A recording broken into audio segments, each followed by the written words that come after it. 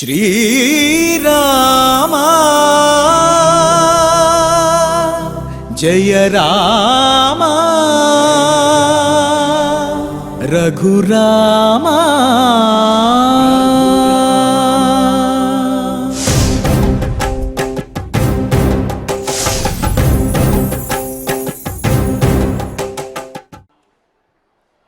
ओं नमो वेंकटेशाय। रणः तदनुजेन्द्रो राजराजात्मचन्द्रः समदरिपुमृगेन्द्रः सन्मनोऽम्बोधिचन्द्रः ललितघननरेन्द्रो लक्ष्मणानन्दसान्द्रो महितसुजनचन्द्रो మైథిలీ ప్రాణచంద్రః।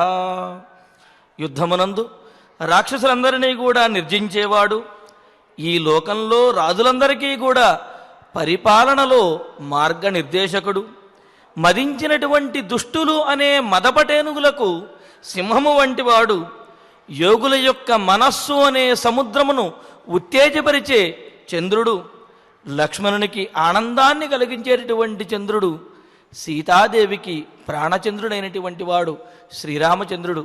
అటువంటి శ్రీరామచంద్రుని యొక్క కటాక్షముతోటి భక్తులందరూ కూడా సకల సంపదలతోటి తొలతూగాలి అని ఆకాంక్షిస్తూ తిరుమల తిరుపతి దేవస్థానం వారు స్వామివారి సన్నిధానంలో నిర్వహిస్తున్నటువంటి శ్రీమద్ రామాయణం బాలకాండ పారాయణ కార్యక్రమంలో నేటికి మనం 274వ రోజులో ప్రవేశించాము. మన బాలకాండ పారాయణ కార్యక్రమాన్ని ప్రారంభించుకుంటూ శ్రీ గురుధ్యానపూర్వకంగా సమష్టిగా సత్సంకల్పం చేసుకుందాము. ఓం నమో వెంకటేశాయ. శ్రీ గురుధ్యానం. గురుర్బ్రహ్మా గురుర్విష్ణు గురుర్దేవో మహేశ్వరః గురుః సాక్షాత్ పరం బ్రహ్మ తస్మై శ్రీ గురవే నమః. శ్రీనివాసధ్యానం శ్రీ వెంకటాచలాధీశం శ్రియాధ్యాసితవక్షసం శ్రితచేతనమందారం శ్రీనివాసమహం భజే. అథ సంకల్పః శ్రీమదాదివరాహ క్షేత్రే విరాజమానస్య శ్రీపద్మావతీ జానే అఖిలాండకోటి బ్రహ్మాండ నాయకస్య శ్రీరామచంద్రరూపాంతరస్య భగవతః శ్రీ వెంకటేశ్వర స్వామినః సన్నిధౌ హనుమత్ సీతా లక్ష్మణ భరత శత్రుఘ్న పరివార సమేత శ్రీరామచంద్ర పరబ్రహ్మణః పరిపూర్ణానుగ్రహేణ అస్మిన్ భువనే అతిశీఘ్రమేవ విశోచికాక్రిమేః వినాశనార్థం భారతవర్షస్య అభివృద్ధౌ నిమగ్నానాం విద్యా విత్త వాణిజ్య కృషి వైద్య వైజ్ఞానిక దేశరక్షణాదిరంగేషు విద్యమానానాం ఆస్తిక మహాజనానాం సర్వేషాం సకుటుంబానాం ఆయురారోగ్యైశ్వర్య సద్బుద్ధి ఇత్యాది సర్వశుభఫలప్రాప్త్యర్థం తేషాం సర్వతోముఖాభివృద్ధి ద్వారా శ్రీరామరాజ్యస్య పునర్వ్యవస్థాపనార్థం అనూఢాన శీఘ్రమేవ వివాహ సిద్ధ్యర్థం దంపతీనాం అనుకూల దాంపత్య సిద్ధ్యర్థం సంతానార్థినాం శీఘ్రమేవ సత్సంతాన ప్రాప్త్యర్థం తతః పితృదేవతా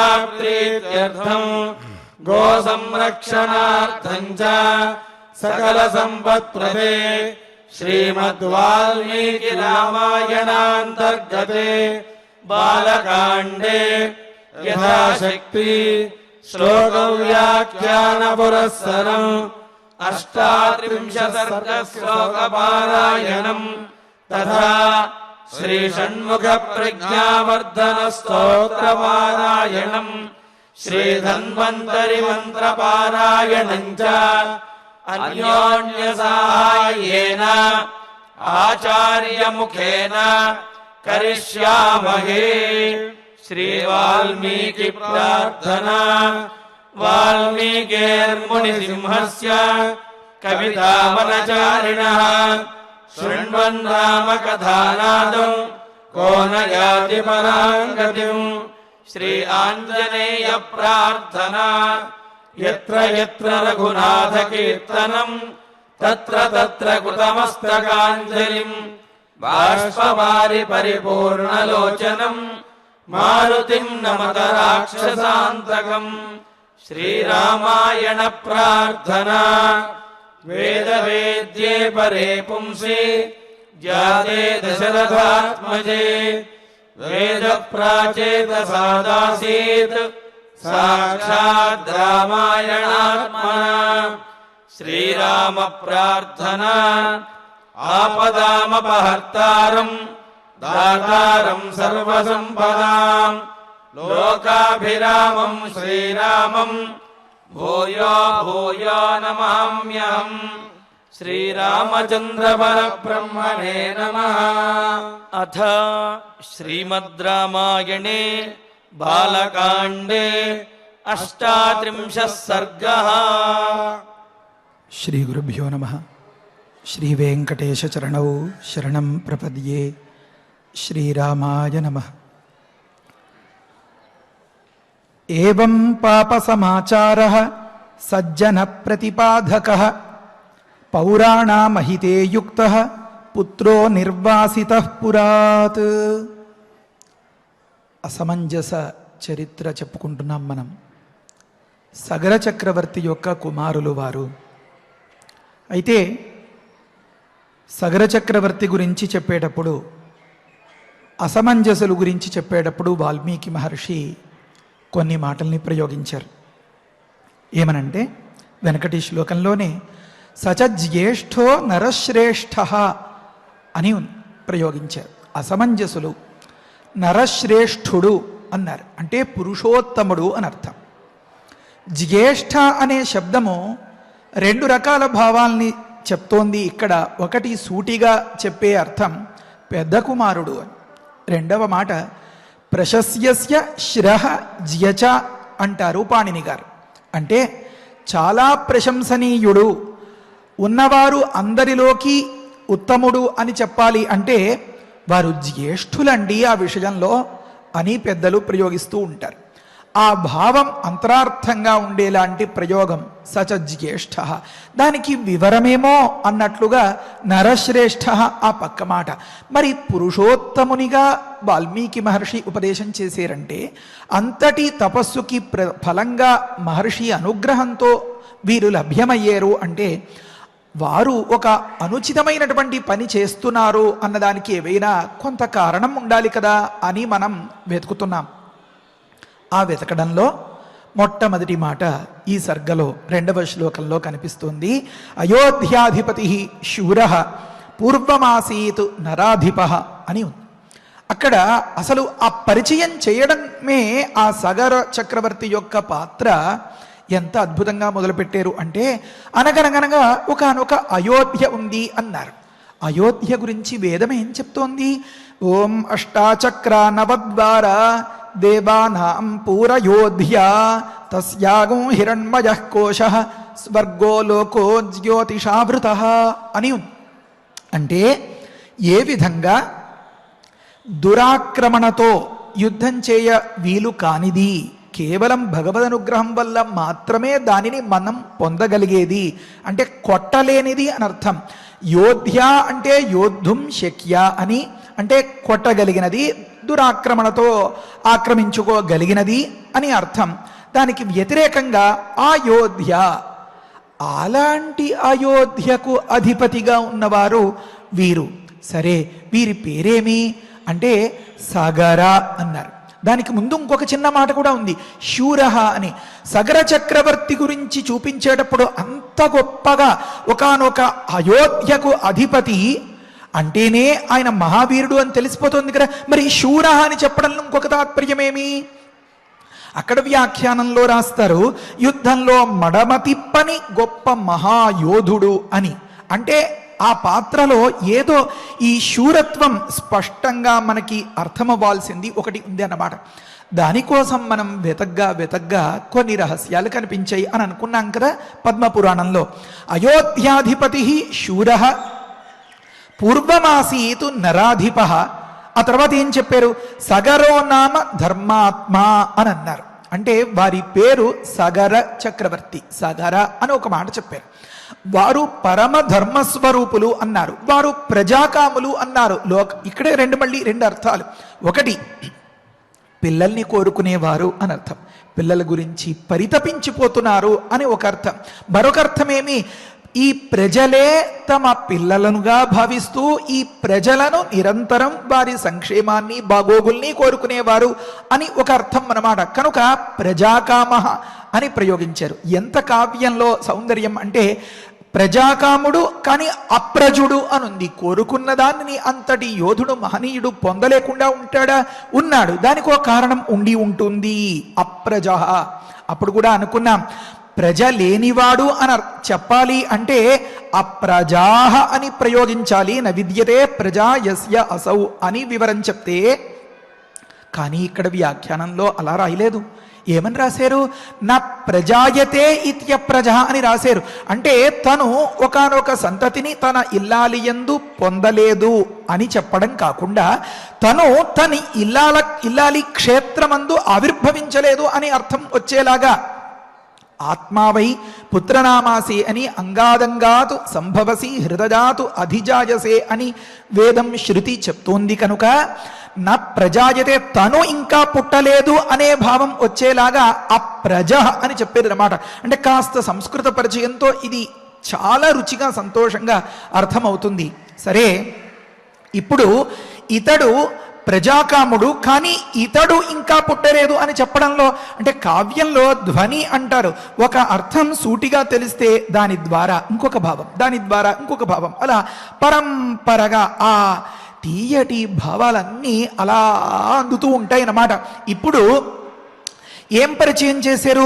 వీరు శూరులు అని అన్నారు. అంటే ఒకానొక పెద్ద యుద్ధం, ఆ యుద్ధంలో తిరుగులేనటువంటి ఒకానొక పరాక్రమం, ఆ పరాక్రమంతో ఎవరూ కొట్టలేనటువంటి అయోధ్యను వీరు సొంతం చేసుకోగలగడం. అంటే కాస్త అలా అలా అలా సున్నలు తిప్పుకుంటూ మనం కథ వెనక్కి జరుపుకోవాలి అన్నమాట. మళ్ళీ ఇంకొక చిన్న మాట, ఇప్పుడు శూర అనే మాటకు చిన్న భావం మనం చెప్పుకోవాలి. ఏమి అసలు కథ ఒకటి చెప్పుకోవాలి. వీరు అప్రజ అని చెప్పడంలో, వీరు ఇంకా పుట్టలేదు అని చెప్పడంలో, సంతానం లేనప్పుడు దంపతులు ఇద్దరిది పాత్ర ఉండొచ్చు. మా గురుగారు చెప్తుండేవారు, చాలా చోట్ల అబ్బాయి మగవారిది ఎక్కువ పాత్ర ఉంటుంది. సర్వసాధారణంగా సంతతి లేకపోవడంలో స్త్రీ దోషం అనేది చాలా అరుదుగా ఉంటుంది. ఎందుకంటే ఒక ఇంటి నుంచి ఒక ఇంటికి చేరాల్సిన సందర్భంలో మధ్యలో వాడిపోయి శుష్కించిపోయే ప్రమాదం ఉంటుంది. కనుక ఈ కణం, ఈ బీజం, ఈ ట్రావెల్ చేసే సందర్భంలో దానికి అనుకూలమైనటువంటి వాతావరణం లేకపోతే అది నిర్జీవం అయిపోతూ ఉంటుంది. మరి ఒక శోణితం అనేది, రజస్సు అనేది అక్కడే విడుదలయ్యేది. కనుక దాని గురించి అంత ప్రమాదం లేదు అన్నట్లుగా గురుగారి ఒకనొక విశ్లేషణ. మనం ఒకదానిలోంచి ఒకదానిలోకి వెళ్ళిపోకూడదు. శూర అనేది చెప్పుకోవాలి. అది పద్మపురాణంలో ఉంది. దాని కథ కొంచెం ఫ్లాష్ బ్యాక్ అంటారే, వెనక కథ చెప్పుకోవాలి అని ఒకటి అనుకున్నాం. వీరు అప్రజ అని అన్నారు. అక్కడ ఒక చిన్న రహస్యం దాచి ఉంచారు. దాని చిక్కుముడి విడాలి అంటే సగర శబ్దాన్ని మనం అర్థం చేసుకోవాలి అని. సరే, ఇప్పుడు మనం ఏది మాట్లాడుకుంటూ ఉన్నామంటే సంతతి లేకపోవడంలో దంపతులు ఇద్దరి పాత్రలో పురుషుడి పాత్ర ఎక్కువ ఉండవచ్చు అని గురుగారు చెప్తుండేవారు అని అన్నామే. అందుకనే గురుగారు ఇంకొక మాట కూడా చెప్తుండేవారు, ఒరే ఒకవేళ పురుషుని దోషం లేకుండా స్త్రీలోనే కనుక దోషం ఉంటే అది చాలా కష్టం, దాన్ని పరిష్కరించాలంటే, రెక్టిఫై చేయాలంటే అని చెప్తూ ఉండేవారు. వారు మహనీయులు బ్రహ్మశ్రీ తంగిరాల బలంగాధర శాస్త్రి గారిని ఎంతో నిదర్శనంతో, ఎన్నెన్నో గొప్ప గొప్ప అథర్వవేద ప్రక్రియలతో ఎంతో మంది కష్టాల్ని దుఃఖాల్ని తీర్చి వారి ప్రారంధాన్ని దుష్కృతాన్ని కడిగేసినటువంటి ఈ కాలానికి మహర్షులు, మహనీయులు, ప్రాతస్మరణీయులు, గురువులు. సరే, ఆ సందర్భంలో చెప్పుకునేటటువంటి మాట ఇప్పుడు మనం ఎందుకు గుర్తు చేసుకోవాలి అంటే, షష్ఠీదేవి స్తోత్రం చదువుకునేటప్పుడు ఫలశ్రుతి ఏం చెప్పారు అంటే, ఒక గొప్ప గొప్ప ఫలితం వస్తుంది అని చెప్పారు.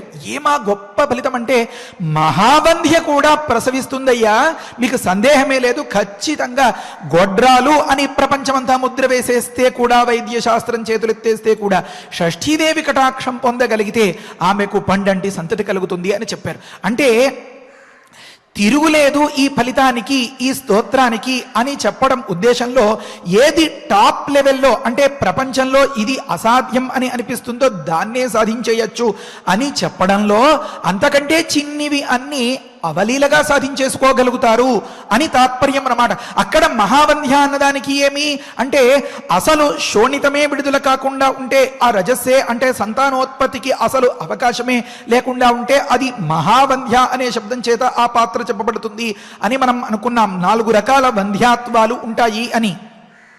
ఈ కథ అప్రస్తుతం కాదు. ప్రకృతంలో సగరులు, సగర శబ్దానికి అర్థం వారికి సంతతి లేదు, అసమంజసులు. వీరు ఇలా తయారవడానికి కారణం మరొకరు 60,000 మంది గుణపాల్లాంటి వజ్రాల్లాంటి గోళ్లతో భూమిని అంతని తవ్వేసేంత అంత అతిశయమైనటువంటి బలం అలాంటి కపిలముని సమీపంలో అశ్వాన్ని చూసి విచక్షణ లేకుండా వారి మీదకి దండెత్తి దూకేలాంటి ఒక విచక్షణ రాహిత్యం, దీనికి అంతకీ ఒకదానికొకటి సంబంధం ఉంది అని మనకి ఇదంతా వింటే అర్థమవుతుంది. కనుక సావధానంగా వినాలి. పుస్తకంలో ఉండే శ్లోకాల్ని వరుసగా చెప్పుకుపోతూ ఉంటే చాలా సులువు. సహా రాజా దిలీప అని అలా అర్థం చెప్పుకుంటూ వెళ్ళిపోవచ్చు. అక్కడున్న విషయం ఇక్కడున్న విషయం క్రోడీకరించుకుని ఒక దానిలో ఉండే చిక్కుముడి విప్పుకోవాలి అంటే చాలా అవధానం అవసరం. అసమంజసుని యొక్క అసమంజసమైనటువంటి ప్రవృత్తి, గుణపాల్లాంటి గోళ్లతో ఆ 60,000 మంది భూమిని అంతని తవ్వేసేంత అంతటి శక్తి. ఆ కపిల మునిని చూసిన సందర్భంలో తండ్రి గారి మీద ప్రేమ ఉన్నటువంటి ఇలాంటి 60,000 మందికి కూడా కపిల ముని పట్ల సాధుభావం లేకుండా విచక్షణారాహిత్యం కలగడానికి ఒకానొక బుద్ధి వైకల్యం కారణం అయి ఉంటుంది అని మన ఊహలకి విడిచిపెట్టినటువంటి ఈ కథలకి అంతకి ఒక ఆకారం కల్పించుకోబోతున్నాం మనం ఇప్పుడు. సరే, ప్రకృతంలో మహావంధ్య ప్రసూయతే అనే దగ్గర ఉన్నాం కదా. అంటే అసలు సంతతే లేకపోవడం, అంతకంటే కాస్త కొద్దిగా బెటర్ అన్నవారు గర్భం దాలుస్తారు కానీ గర్భం నిలవకపోవడం అంటారు. అది స్రవద్గర్భ అనే పేరుతో అనుకున్నాం. అంతకంటే మరొక సందర్భం గర్భం నిలుస్తుంది కానీ కన్నా తర్వాత ఆ పిల్లలు నిలవకపోవడం అని ఇంకొకటి అనుకున్నాం.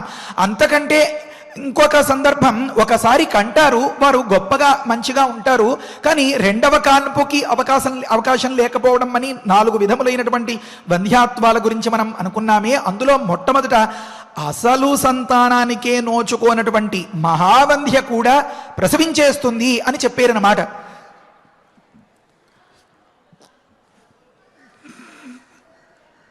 శ్రీరామ అంటే పురుషునిలో దోషం ఉండడం అనేది చాలా వీలైనంతగా, అంటే ఇద్దరిని పరిశీలిస్తే పురుషునిలో దోషం ఉండడం అనేది తరచుగా కనిపిస్తూ ఉండవచ్చు. దాన్ని చిటికలో తీసేయచ్చు ఈ షష్ఠీదేవి ప్రసాదం వల్ల అని. మళ్ళీ దాని గురించి కొంచెం వివరం చెప్పాలి. ఏమంటే సంతానానికి ఖచ్చితంగా పితృదేవతానుగ్రహం కారణం. ఈ పితృదేవతల యొక్క శాపం ఉన్నట్లయితే సంతతికి నిరోధం ఏర్పడుతుందన్నమాట. ఈ పితృగణాలన్నీ గణములకు సేనలకు అధిపతిగా ఉన్నటువంటి సుబ్రహ్మణ్యేశ్వరుని అధీనంలో ఉంటాయి కనుక ఆ గణాలు అన్నింటినీ నియంత్రించేటటువంటి సుబ్రహ్మణ్యేశ్వరీ శక్తి, ఆ సుబ్రహ్మణ్యేశ్వరుడు వారి అనుగ్రహాన్ని కనుక మనం పొందగలిగినట్లయితే సంతాన నిరోధానికి కారణమైనటువంటి ఆ పితృదేవత ప్రసాదం సుబ్రహ్మణ్యేశ్వర ప్రసాదం వల్ల పొందగలిగి వీరికి అడ్డు లేకుండా చక్కగా పండంటి పిల్లలు కలుగుతారు అని అదంతా చాలా చాలా వివరంగా చెప్పారు. అందుకనే ఆ ఫలితం అంతా మనస్సులో ఉంచుకుని లోకానికి పంచిపెట్టాలి అనే ఉద్దేశంతో సుబ్రహ్మణ్యేశ్వర ప్రజ్ఞావర్ధన స్తోత్రం కానీ షష్ఠీదేవి స్తోత్రం కానీ మనం చదువుకోవడం జరుగుతోంది. ఈ సుబ్రహ్మణ్యేశ్వర స్తోత్రం పుష్యమి నక్షత్రం వరకు చదువుకుని ఆ తరువాత షష్ఠీదేవి స్తోత్రం కూడా ఒక 10 రోజుల పాటు సుమారుగా పారాయణం చేయిస్తే లోకానికి ఉపకారంగా ఉంటుందని కూడా ఒకానొక ఆలోచన కార్యకర్తలు మళ్ళీ నిర్ణయం చేస్తారు. సరే, ప్రకృతంలో మహావంధ్య ప్రసూయతే అని చెప్పడం ద్వారా తిరుగులేదు దీనికి అని చెప్పడం ఒకానొక తాత్పర్యం. సరే, ప్రకృతంలో మనం ఎక్కడున్నామంటే సంతానం లేకపోవడం అనే దగ్గర స్త్రీ పురుషులు దంపతులు ఇద్దరిలో పురుషుని పాత్ర ఉండవచ్చు అని గురుగారు చెప్పిన మాటను అర్థం చేసుకుంటే ఈ సగర శబ్దానికి అర్థం వివరించుకుంటే వీరు శూరులు అని ఎందుకు ప్రజెంట్ చేయాల్సి వచ్చిందో ఆ పాత్ర చెప్తూ వాల్మీకి మహర్షి మనకి ఒక మాట అర్థమవుతుందన్నమాట. దీని గురించి వివరించుకోవాలని పద్మపురాణంలో ఉన్నటువంటి అంశాలని మనం చెప్పుకోవడం మొదలుపెట్టాను నిన్న. అది ఎలా ఉందంటే, ఒకానొక సందర్భంలో సగరులకు పూర్వులు బాహు మహారాజు గారు, ఆ బాహు మహారాజు గారికి 2 రాణులు. ఈ 2 రాణులలో మొదటి రాణి యాదవి అనే ఆమె చాలా అనుకూలవతి, ఎప్పుడు ఆ భర్తనే సేవిస్తూ చెప్తారు. ఏమనంటే, పతింసా అనుయయౌ సాధ్వి శిషేవే తం వనే సదా అంటారు. రాజ్యాలు భోగాలు ఏవి ఏ రకంగా కోల్పోయినా భర్తే నాకు పరమదైవం, భర్త వెంటే నాకు స్వర్గధామం అన్నట్లుగా కూడా నడిచింది ఆమె అని.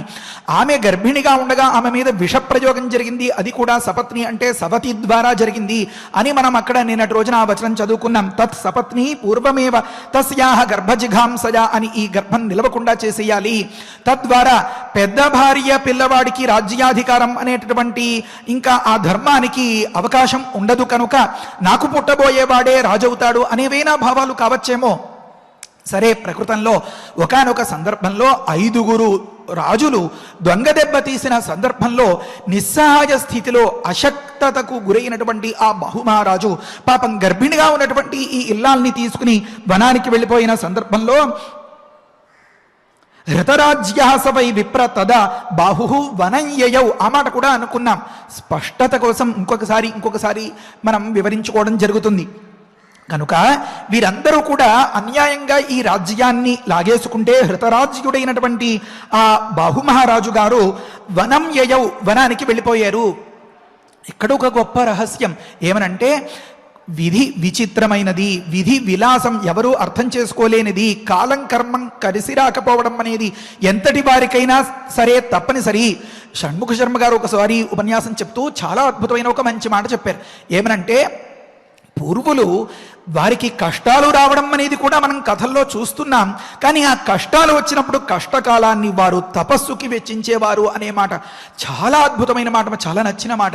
ఎందుకంటే కష్టకాలంలో మనం ఎదగాలని ప్రయత్నించినా ఏది చేసినా ఎదురు దెబ్బే తగులుతూ ఉండే సందర్భంలో అప్పుడు ఏ ఎదురు దెబ్బ తగలని చోటు ఒకటి ఉంది, నిర్దౌవారిక నిర్దయోత్యపరుషం నిస్సీమ శర్మప్రదం అని. అది భగవత్ సన్నిధి, అది పెద్ద పెన్నిధి. కనుక కష్టకాలాన్ని ఏదోలాగా ఎదగాలి, సంపాదించుకోవాలి అని లౌకికమైన దృష్టి పెట్టకుండా తపస్సులకి వెచ్చించేవారు పెద్దలు. ఇదిగో ఇక్కడ మనకు కనిపిస్తోందా రహస్యం.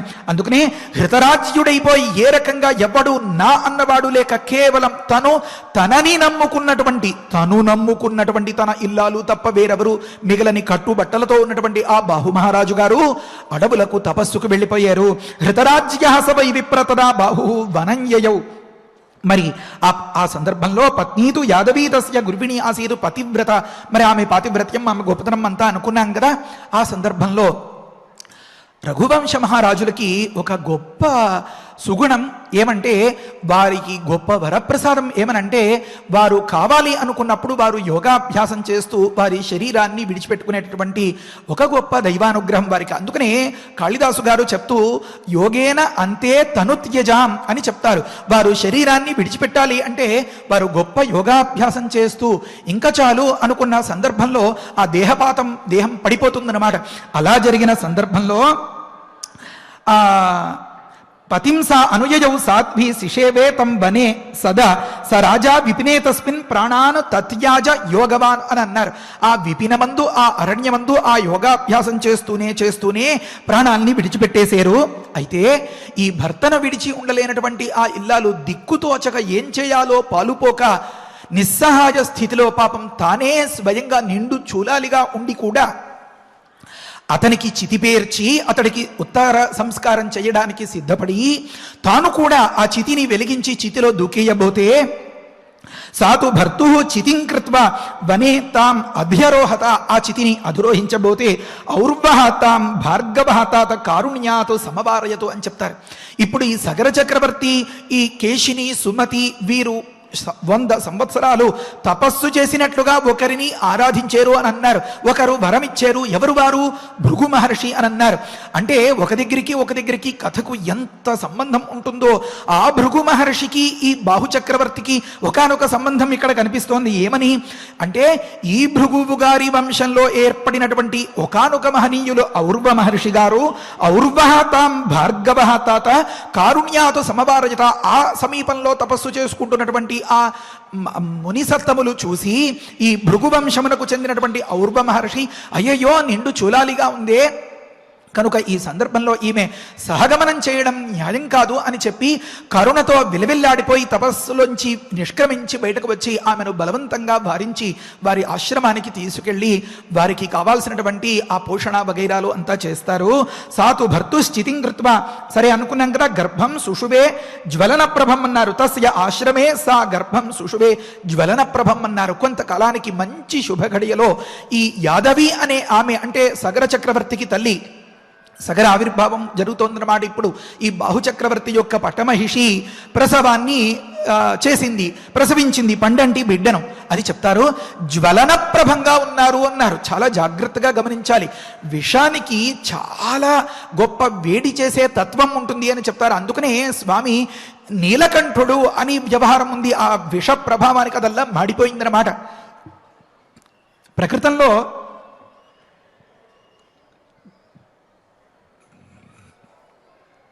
ఈ పుట్టినటువంటి శిశువు అగ్నిలాగా భగ మండుతున్నటువంటి అగ్నిహోత్రంలాగా ఉన్నట్ట. జ్వలన ప్రభం వ్యజాయత మహాబాహు గరేణైవ సహ ద్విజ. ఇందులో ఉంది మనకి కావాల్సినటువంటి సమాధానం.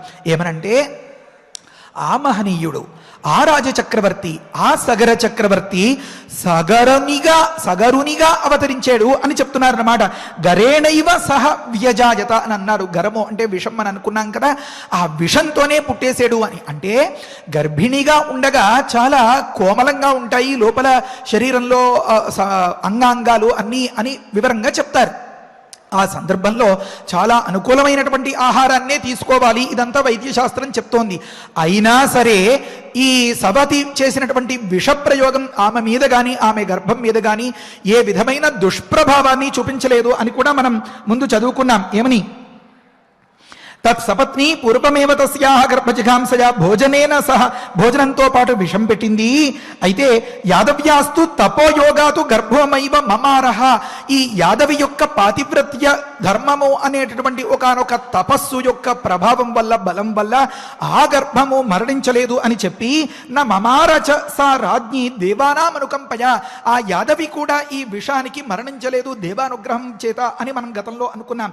అంటే ఆ విషాన్ని కూడా జయించి బయటకు వచ్చినటువంటి మృత్యుంజయుడుగా ఉన్నటువంటి మహనీయుడు మన రాముల వారికి పూర్వులకి పూర్వులు సగర చక్రవర్తి అన్నమాట. కనుక ఈ మాట చెప్పడం కోసం వాల్మీకి మహర్షి ఎంత అద్భుతమైన పరిచయం చేశారంటే సగరో నామత అన్నారు. నామత అని చెప్పడంలో ఏదో రహస్యం ఉంది అని కాస్త పరిశీలించినట్లయితే మనకి ఇదంతా అందంగా అర్థమవుతుంది. చాలా ఆనందంగా ఉంటుంది అప్పుడు. కనుక వ్యజాయత మహాబాహు, పుడుతూనే అజానుబాహుడిగా పెద్ద స్వరూపంతో ఒకనొక గొప్ప సాముద్రిక లక్షణాలతో పుట్టేరట. గరేణైవ సహ ద్విజ, విషంతోనే పుట్టాడు. కనుక సగరో నామతేన అభూతు బాలక అతి మనోహర, గొప్ప సౌందర్యం, గొప్ప అందం, గొప్ప సాముద్రిక లక్షణాలతో ఉన్నటువంటి ఆ రాజర్షిగా ఉన్నటువంటి ఆ సగర చక్రవర్తి ఆ గరంతో పుట్టడం వల్ల సగర అనే పేరు గలవాడయ్యాడు అన్నారు. ఇప్పుడు గమనించండి, వాల్మీకి మహర్షి చెప్పినటువంటి ఈ శ్రీమద్ రామాయణం ఎప్పుడో త్రేతాయుగం నాటిది అయితే, ఆ తరువాతి కాలంలో ఏర్పడినటువంటి ఈ పురాణ వాంగ్మయం, గురువుల ఉపదేశం, వ్యాసులు వగైరాలు వీరందరూ చెప్పిన మాటలు సగరో నామత అన్న చెప్పిన దానికి వ్యాఖ్యానంగా ఉన్నాయా లేదా? కనుక ఇవన్నీ అర్థం చేసుకుంటేనే వాల్మీకి మహర్షి చెప్పినటువంటి ఆ మాట వారి హృదయం అదంతా మనకి అర్థమవుతుందన్నమాట.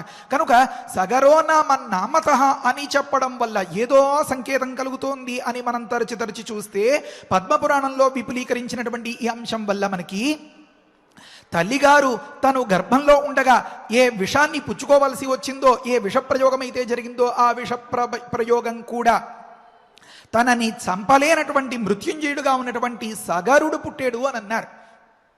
నా ఆలోచన ఏమనంటే, నాకు అనిపించిన మాట పెద్దల ముందు ఉంచితే వారు ఇంకా యుక్తియుక్తమైనటువంటి అంశాన్ని దేన్నైనా చెప్పచ్చు.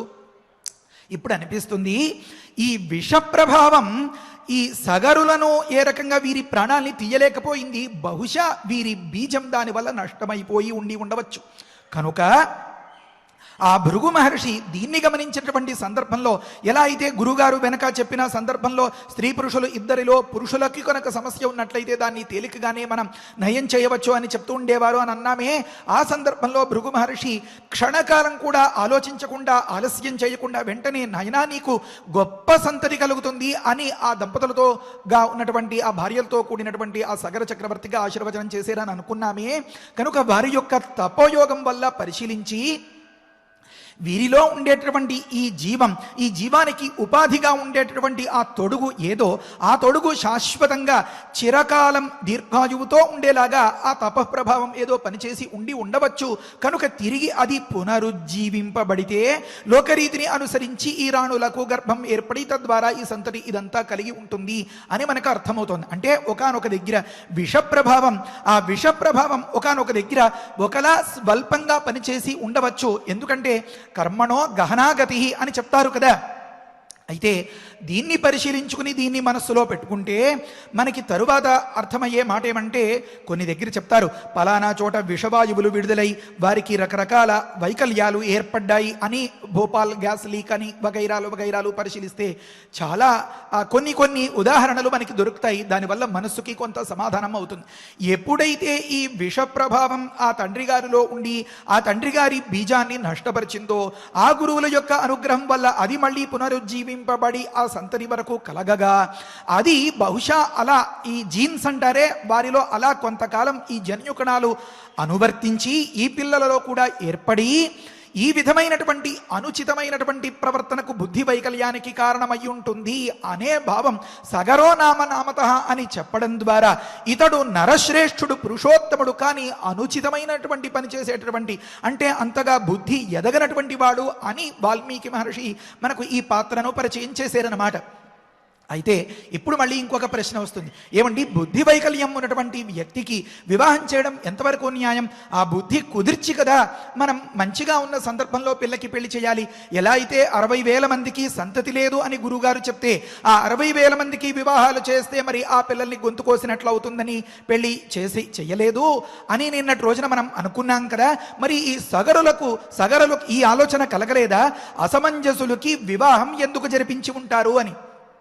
చాలా చిన్న సమాధానం లోకంలో కూడా చాలామంది గమనిస్తారు.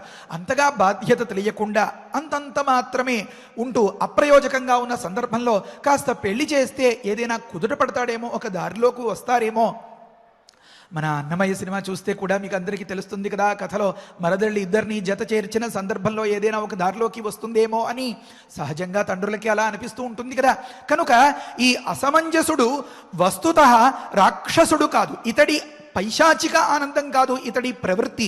మరేమి అండి, ఒకానొక బుద్ధి వైకల్యం మాత్రమే, అంతగా బుద్ధి ఎదగని అపరిపక్వమైనటువంటి మానసిక స్థితి అని అర్థం అవుతోందన్నమాట. కనుక దీని ద్వారా అంటే ఈ పిల్లవాడికి వివాహం చేయడం ద్వారా కాస్త ఆ పిల్ల వ్యవహారమో, ఇది సంసారమో, జీవితమో ఇలా పడితే కాస్త ధ్యాస మారి బుద్ధి ఎదుగుదలకు ఏదైనా అవకాశం ఉంటుందని అనిపించి ఉండవచ్చు ఆ తండ్రి గారికి.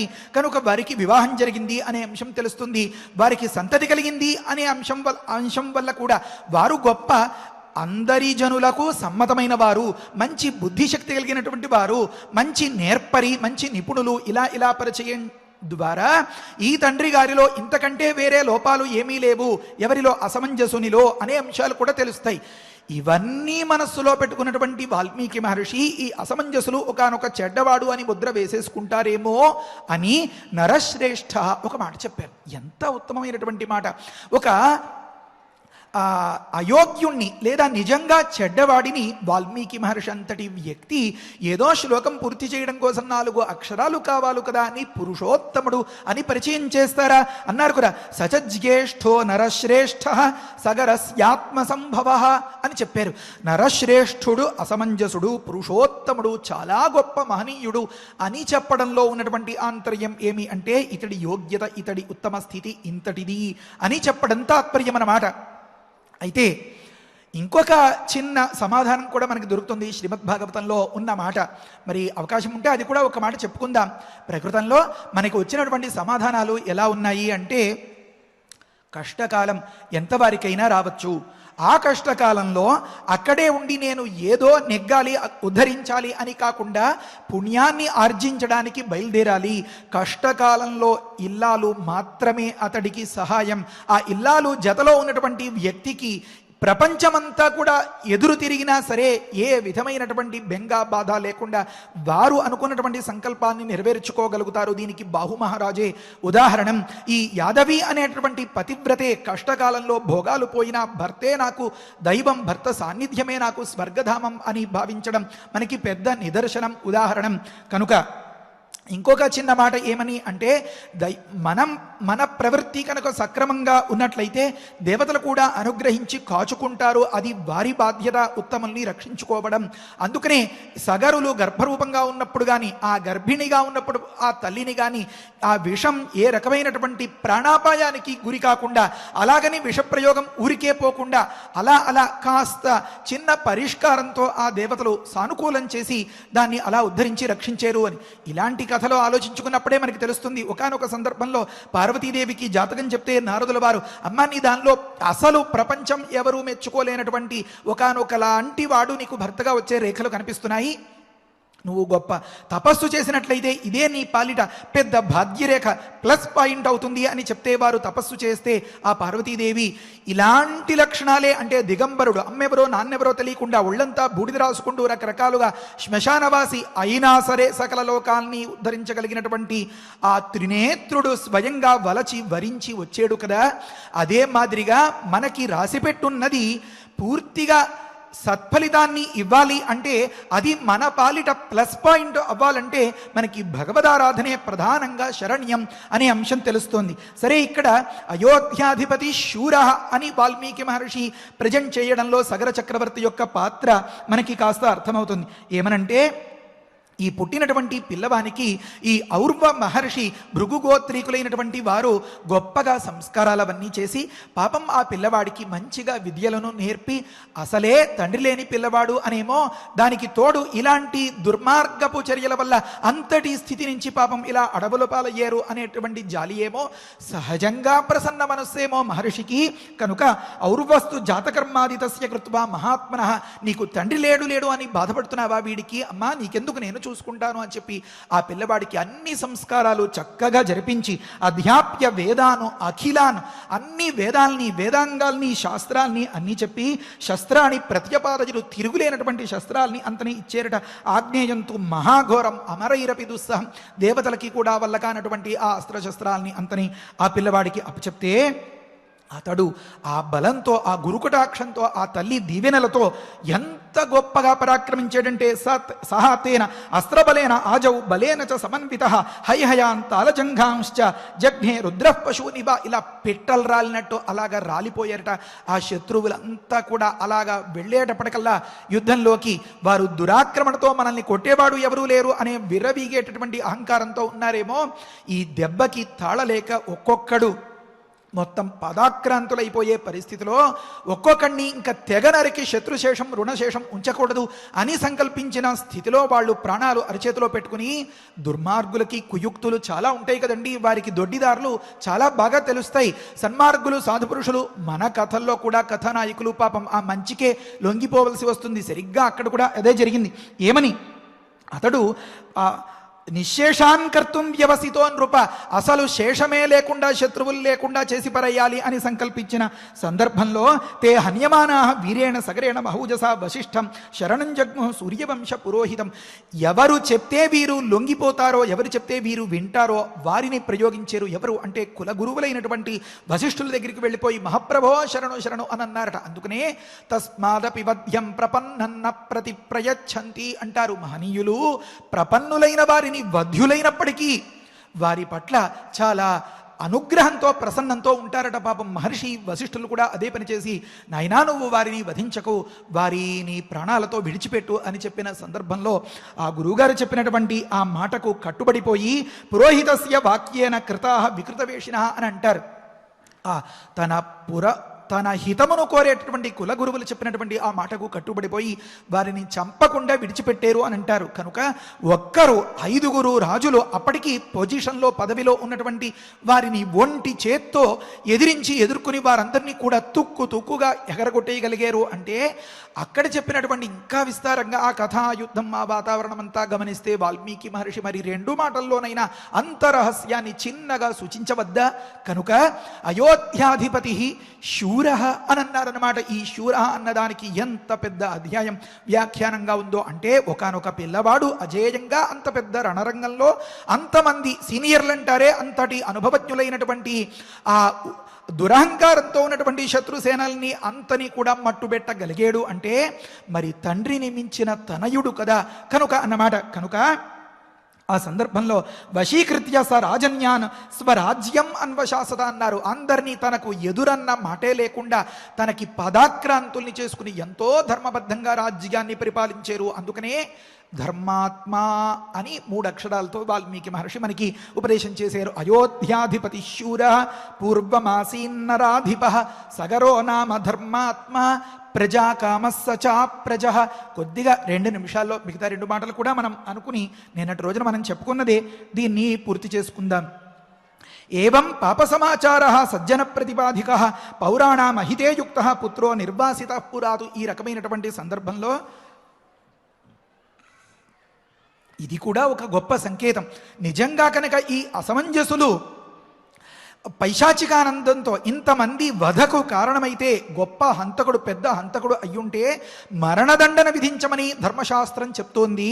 కానీ దేశ బహిష్కారాన్ని విధించారు అంటే బహిష్కారం ఏ సందర్భాల్లో విధించాలో మరి యాజ్ఞవల్క్య స్మృతి మనుస్మృతి వాటిని పరిశీలిస్తే మనకి తెలిసే మాట. ఇలాంటి మానసికమైనటువంటి అపరిపక్వత అంతగా బుద్ధి ఎదుగుదల లేనటువంటి సందర్భంలో ఈ వ్యక్తిని దేశ బహిష్కారం చేయాలి అని ధర్మశాస్త్రాలు సూచిస్తున్నాయి. కనుక వీరు సహజంగా దుర్మార్గులు రాక్షసులు కానే కాదు, ఒకానొక బుద్ధిలో ఉండేటటువంటి ఒక చిన్నపాటి లోటు వల్ల, ఆ లోటు కూడా సహజమైనది కాదు, అది ఒకానొక యోగ ప్రభావంతో కూడినటువంటి మహనీయులు వీరు అని భాగవతంలో మరి మిగతా కథ కూడా ఉంది. ఇంకొక 10-15 నిమిషాలు పట్టేస్తుంది మరి అదంతా చెప్పుకుంటే. తాత్పర్యమేమి అంటే రాములకు పూర్వులుగా ఉన్నటువంటి వారు మహనీయులు మహనీయులు మహనీయులు ఎంతో ఉత్తమమైనటువంటి రఘుకుల తిలకుడు మన రామచంద్రుడు. తస్య పుత్ర అంశుమాన్ నామ అసమంజస్య వీర్యమాన సమ్మత సర్వలోకస్య సర్వస్యాపి ప్రియం వద. ఈ అసమంజసులకు సంతతిగా ఉన్నటువంటి వారు గొప్ప పరాక్రమం కలిగినటువంటి వారు, మంచి బుద్ధిశక్తి కలిగినటువంటి వారు. మరి సమ్మత సర్వలోకస్య సకల జనులు కూడా వారిని ఎంతో ఇష్టపడుతూ ఉండేటువంటి సందర్భంలో అందరికీ హితవుగా తీయగా మాట్లాడుతూ అందరికీ సహాయ సహకారాలతో ఉండేటువంటి ఆ మహనీయుడు. ఆ కథ అలా ఉండగా తతకాలేన మహతా మతి సమభిజాజత సగరస్య నరశ్రేష్ఠ యజేయం ఇది నిశ్చిత. ఇలా కొంతకాలం గడిచిన పిదప ఆ సగర చక్రవర్తికి మనం యజ్ఞం చేసి దేవతల్ని సంతోషపరచాలి అనేటటువంటి ఒకానొక సంకల్పం మతి సమజాయత కలిగింది. అలా కలగగా సకృత్వా నిశ్చయం రామ సోపాధ్యాయగణస్తదా యజ్ఞకర్మణి వేదజ్ఞ యష్టుం సముపచక్రమే. శుభస్య శీఘ్రం అంటారు కదా, సత్సంకల్పం కలిగినటువంటి సందర్భంలో ఇంకా జాగు చేయకూడదు అని ఆ సగర చక్రవర్తి గురువుగారిని ఉపాధ్యాయగణాల్ని అందరినీ పిలుచుకుని మంచి శుభముహూర్తంలో ఒకానొక యజ్ఞ సంకల్పం చేశారు. మంచి శుభముహూర్తంలో అనుకున్నాం కదా, శుభముహూర్తంలో చేసిన యజ్ఞ సంకల్పం మరి మరొకలాగా ఎందుకు పరిణమించింది అని అనుకుంటారేమో. దానికి కూడా లోక కళ్యాణం కొంత కథ ఏర్పడింది. అది మనం తరువాతి కథలో వివరించుకుందాం. హరయే నమః. స్వస్తి. పారాయణ చేసుకుందాము. ఏవం పాప సమాచారః సజ్జన ప్రతిబాధకః పౌరాణామహితే యుక్తః పుత్రో నిర్వాసితః పురాత్ తస్య పుత్రః అంశుమాన్ నామ అసమంజస్య వీర్యవాన్ సమ్మతః సర్వలోకస్య సర్వలోకస్య సర్వస్యాపి సర్వస్యాపి ప్రియం వదః ప్రియం వదః తతః కాలేన తతః కాలేన మహతా మహతా మతిః మతిః సమభిజాయత సమభిజాయత సగరస్య సగరస్య నరశ్రేష్ఠ నరశ్రేష్ఠ యజేయమితి యజేయమితి నిశ్చితా నిశ్చితా సకృత్వా సకృత్వా నిశ్చయం రామ నిశ్చయం రామ సోపాధ్యాయగణస్తదా సోపాధ్యాయగణస్తథా యజ్ఞకర్మణి యజ్ఞకర్మణి వేదజ్ఞః వేదజ్ఞః యష్టుం యష్టుం సముపచక్రమే సముపచక్రమే ఇత్యార్షే ఇత్యార్షే శ్రీమద్ రామాయణే రామాయణే బాలకాండే బాలకాండే అష్టాత్రింశः సర్గः అష్టాత్రింశः సర్గः. రమ్యమైనటువంటి రామాయణ ప్రవచనంలో సగరోపాఖ్యాన్ని వింటూ ఉన్నాము. అందులోనూ సగరుని యొక్క పెద్ద కుమారుడైనటువంటి అసమంజసుని యొక్క చారిత్రము ఆ విధంగా వైవిధ్యంగా ఉండడానికి గల కారణాలను మనం ఈరోజు ఒకటి తెలుసుకున్నాము. ఆ సగరునిలో ఉన్నటువంటి విష ప్రభావం వలన అసమంజసుని యొక్క ఈ చారిత్రము వ్యక్తిత్వం అనేది ఈ విధంగా వైవిధ్యంగా మానసిక వైకల్యంలాగా అంటే ఒకంత వైవిధ్యంగా ఉండడానికి కారణము కావచ్చు అనే విషయాన్ని కూడా చక్కగా మనం తెలుసుకున్నాము. మరి ఒక కారణము కూడా ఉన్నది భాగవతంలో. ఆ విషయాన్ని రేపు ఆచార్యుల వారి యొక్క ప్రవచనంలో తెలుసుకుందాము. మరి ఏ విధంగా అయినప్పటికీ కూడా ప్రజలను ఇబ్బంది పెడుతున్నాడు కావున రాజధర్మాన్ని పాటించి సగరుల వారు తన పుత్రుణ్ణి రాజ్య బహిష్కరణ గావించాలనే విషయాన్ని కూడా మనం తెలుసుకున్నాము. మరి అన్నింటికంటే కూడా ధర్మం అనేది ప్రధానమైనది, ధర్మము కోసం ఏదైనా చెయ్యవలసినదే అనే విషయాన్ని తెలుసుకున్నాము. ఇక ఇప్పుడు ఫలశ్రుతి నుండి మంగళాంతం వరకు మనందరము కలిసి పారాయణ చేద్దాము.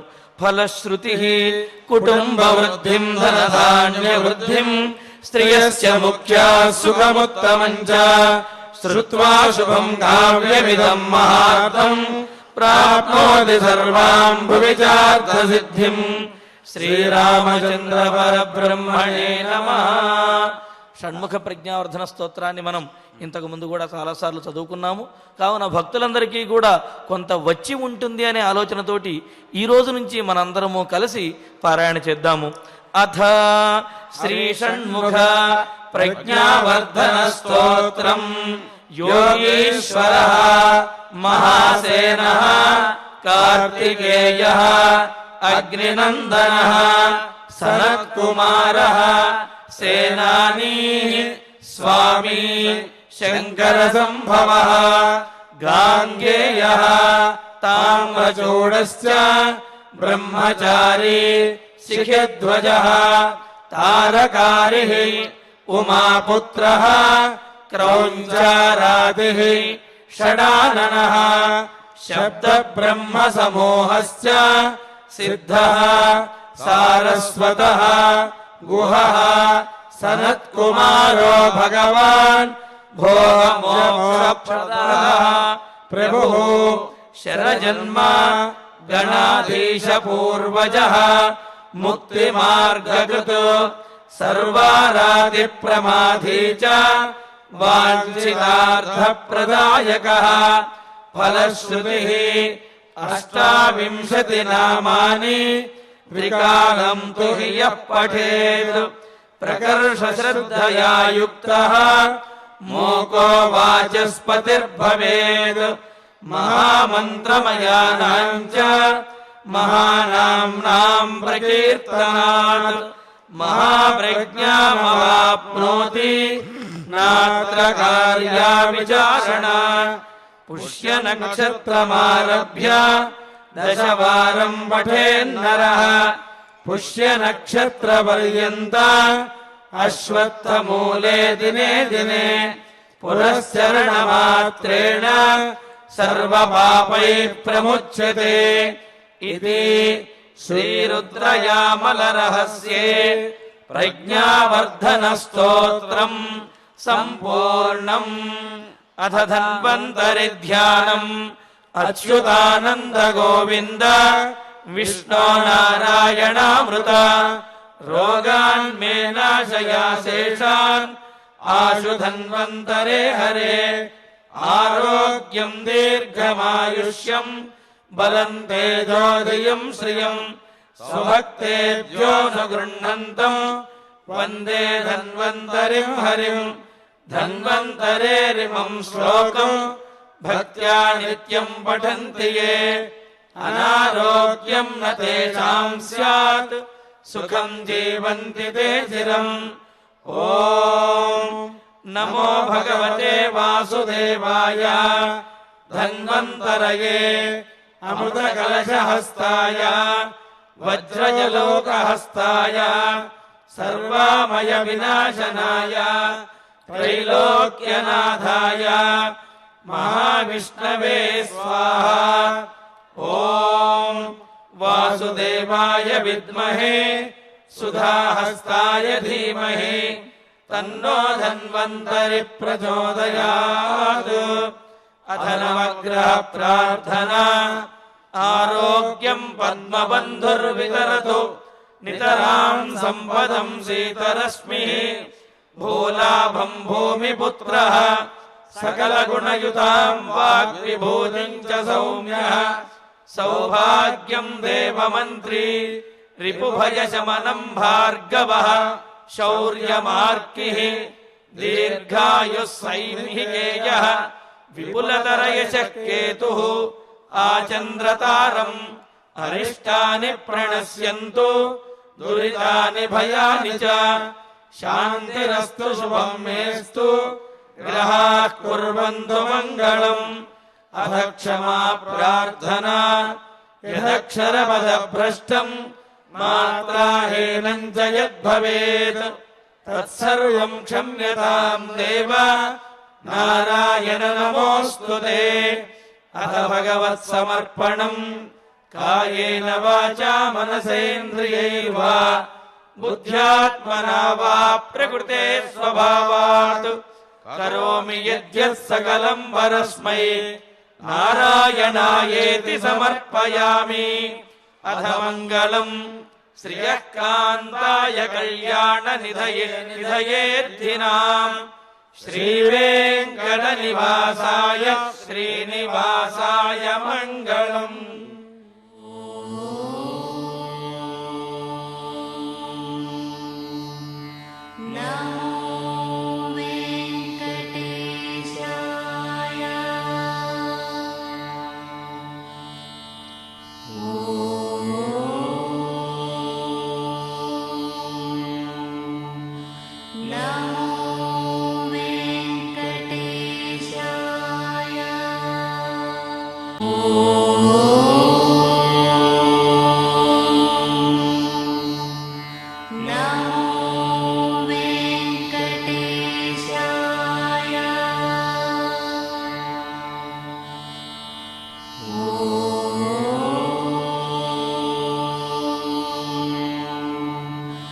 No.